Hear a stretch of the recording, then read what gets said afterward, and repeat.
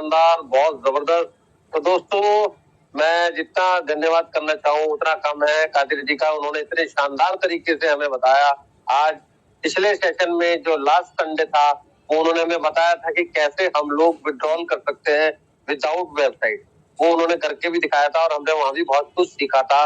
और आज उन्होंने 2 चीज हमें यहाँ पे बताई है। उन्होंने ये बताया कि कैसे रजिस्टर करना है और कैसे हमको स्टेक करना है। तो रजिस्टर करना, स्टेक करना और विड्रॉल करना, ये 3 चीज हम सीख चुके हैं पिछले संडे और इस आज के दिन को मिला के। तो दोस्तों, बहुत ही जबरदस्त जानकारी, यानी कि अब इंसान को, हम सब लोगों को, जितने भी लोग हैं, हम सबको ये पता चल चुका है और सभी लोग जान भी गए होंगे कि जो प्योर डिसेंट्रलाइज सिस्टम होता है उसमें आप, जहाँ कोई एडमिन का रोल नहीं होता, जहाँ कोई आदमी का रोल नहीं होता, कोई इंसान का इंटरफेरेंस नहीं होता, वहां पर आप बिल्कुल सेफ एंड सिक्योर है। यानी कि वेबसाइट अगर सर्वर डाउन होने की वजह से कि किसी कारण से नहीं भी ओपन हो रही है, तो भी आप वहां पे रजिस्ट्रेशन कर सकते हैं, अपना स्टेक लगा सकते हैं।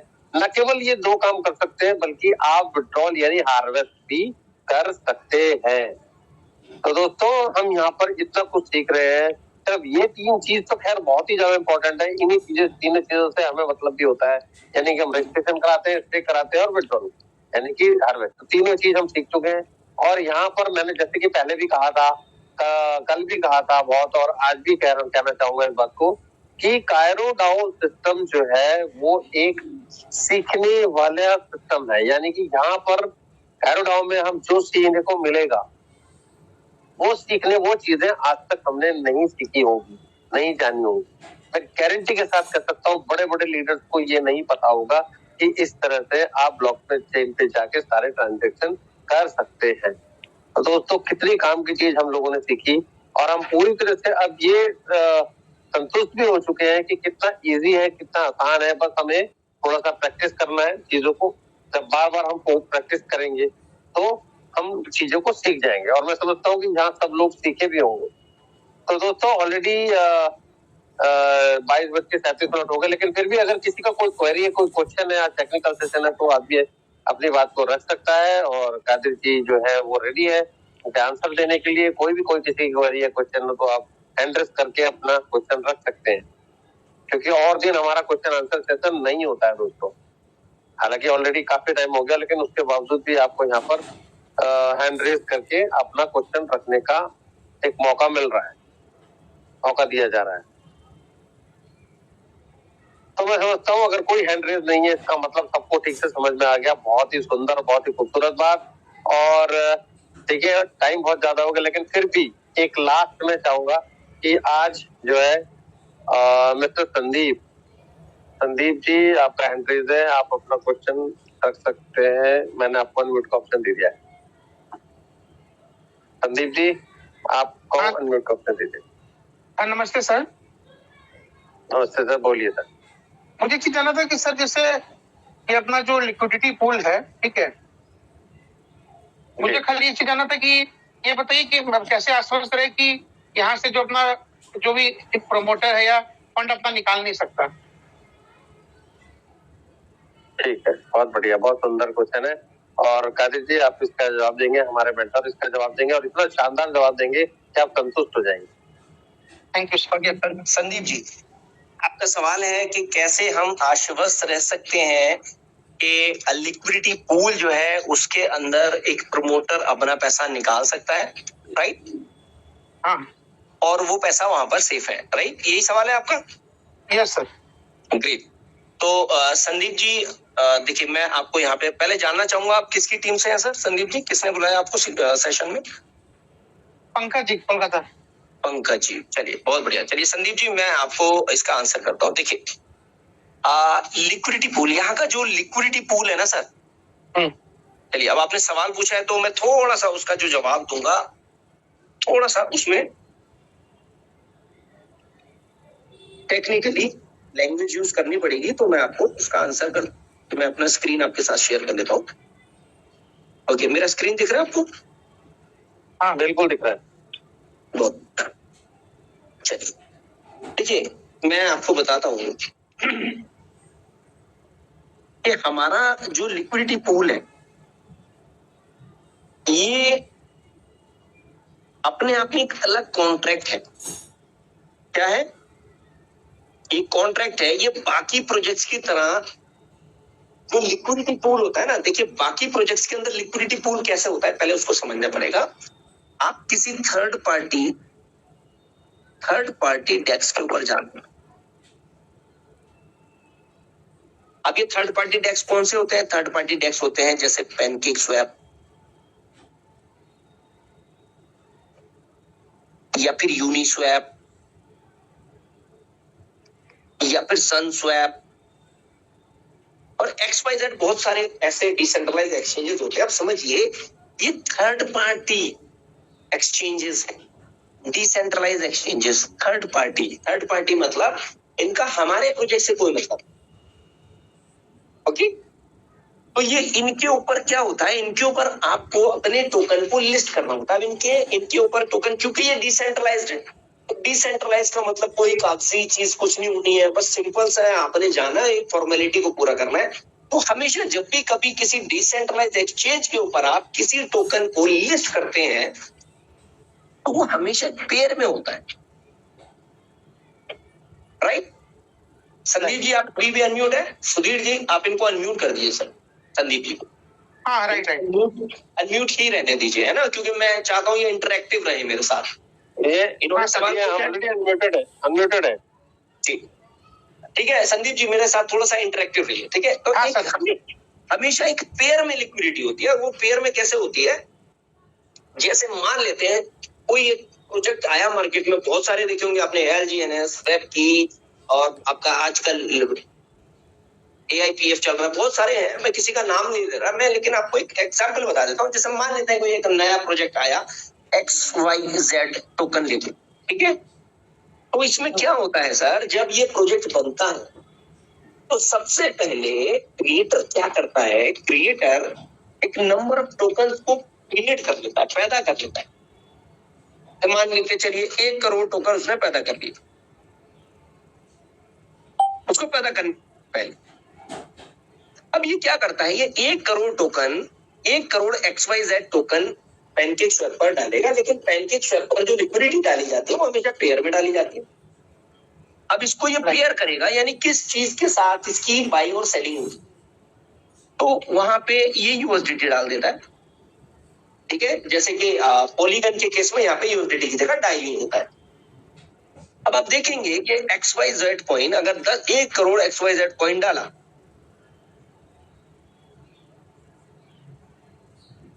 उसके साथ पेयर में इसने, इसकी चॉइस है कितना USDT डालना है। 1000 डाल सकता है, 10,000 डाल सकता है, 1 लाख भी डाल सकता है। अब मान लेते हैं कि इसने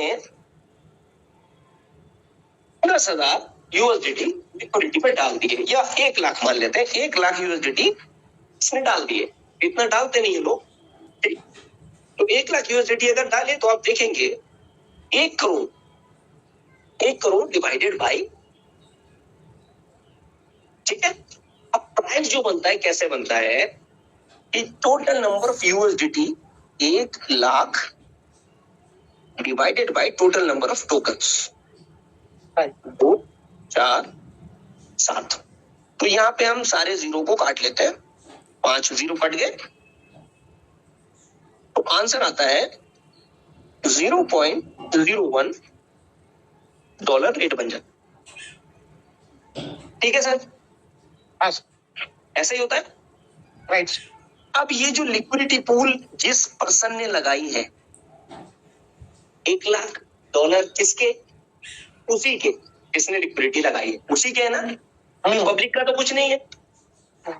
और ये 1 करोड़ टोकन भी उसी के, राइट?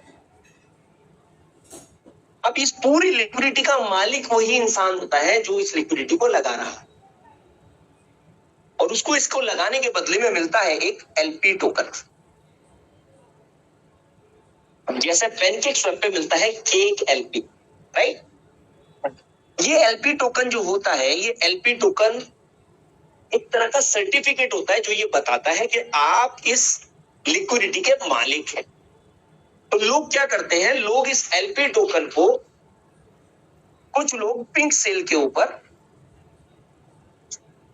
लॉक कर देते हैं, 10 साल के लिए लॉक कर दिया, 5 साल के लिए लॉक कर दिया, 15 साल के लिए लॉक कर दिया।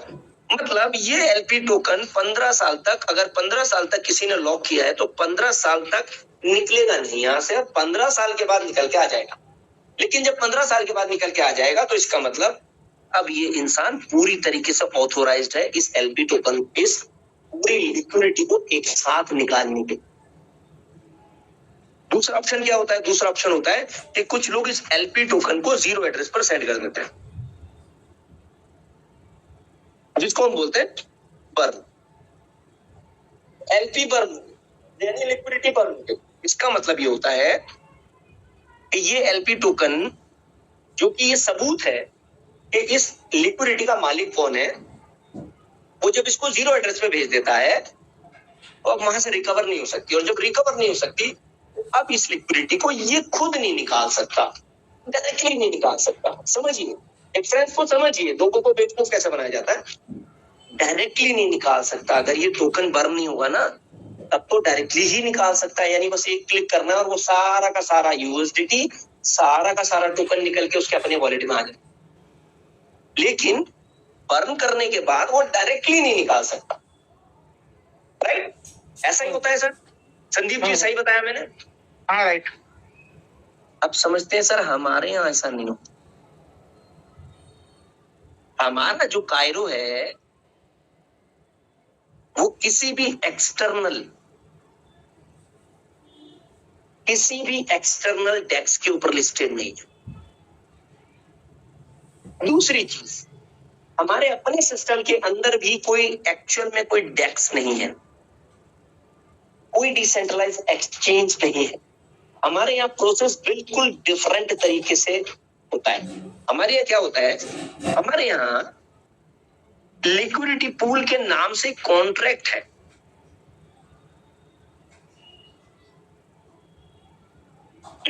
ये जो लिक्विडिटी पूल है, इस लिक्विडिटी पूल के अंदर यूएसडीटी रहता है सर, कोई पेयर नहीं।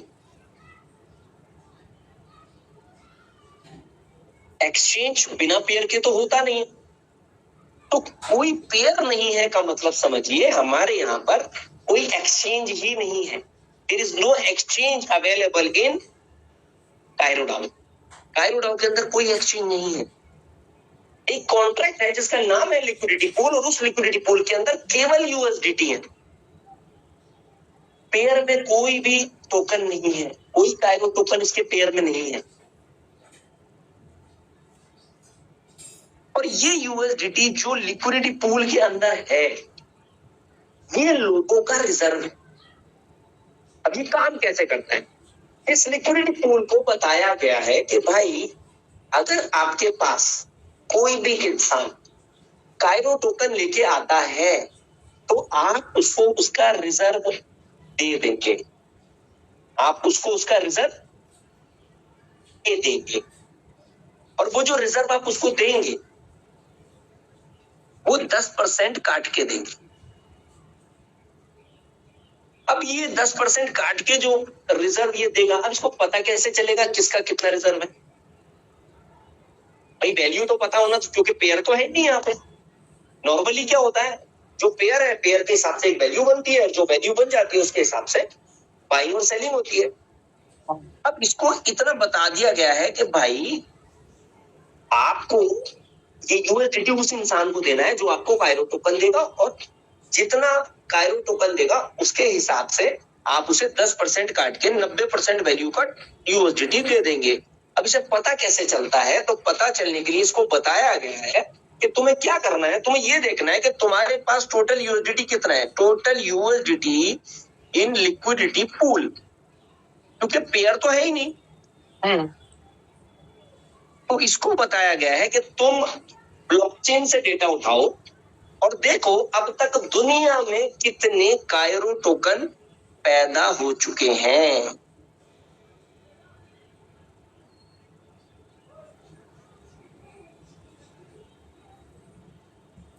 इनको डिवाइड करने के बाद जो फिगर आपको मिलता है, consider it as the price of the token. और ये सपोज करिए कि इसको कोई भी XYZ प्राइस यहां पे मिल गया। अब ये उसी के हिसाब से जितने कायरो टोकन इसके पास आए, इसने उसके हिसाब से 10% काट के 90% वैल्यू उस वॉलेट में ट्रांसफर कर दिया जिस वॉलेट से ये टोकन आए थे। अब क्योंकि पेयर तो है नहीं, इसको एक भी कायरो यानी लिक्विडिटी पूल को एक भी कायरो होल्ड करने की अनुमति नहीं है, अपने पास रखने की अनुमति नहीं है, सिवाय 10,000 टोकन्स के जो कि लॉक हैं, उनको ये यूज नहीं कर सकता। तो जैसे ही कायरो टोकन इसके पास आता है, जिसके बदले में इसने यूएसडीटी दिया है, ये उसको उसी समय बर्न कर देता है सर, अपने पास नहीं रख सकता। जैसे बाकी एक्सचेंजेस क्या करते हैं, डिसेंट्रलाइज्ड एक्सचेंज जब माल बिकता है तो उस माल को लेके अपने पास रख लेते हैं, यूएसडीटी दे देते हैं। इससे क्या होता है, यूएसडीटी कम हो जाता है, सप्लाई बढ़ जाती है, जिसकी वजह से रेट घटता है। ये ऐसा नहीं करता सर, ये एक भी टोकन को, इन 10,000 टोकन जो कि टोटल लॉक है, ये कभी निकल नहीं सकते, ये कभी इसके अलावा कुछ भी अपने पास नहीं रोक सकता। अब सवाल ये एक और आ जाता है, आपने जैसे पूछा कि भाई अभी भी ये जो यूएसडीटी के पास रखा है, अभी भी क्या है, क्या प्रूफ है कि ये क्रिएटर नहीं निकाल सकता? तो उसके लिए क्रिएटर ने आपको डिप्लॉयर वॉलेट का प्राइवेट की दे दिया है। अब जैसे मैंने शुरू में ही कहा था कि बहुत सारे लोगों को ये पता ही नहीं है कि प्राइवेट की क्या होता है। सर, जब डिप्लॉयर वॉलेट का प्राइवेट की आपको मिल गया, इसका मतलब अगर क्रिएटर ने अपने लिए कोई भी ऑप्शन लिक्विडिटी से पैसा निकालने का रखा है, तो प्राइवेट की जिसको भी दी जा चुकी है वो ऑप्शन उसको भी मिल जाएगा।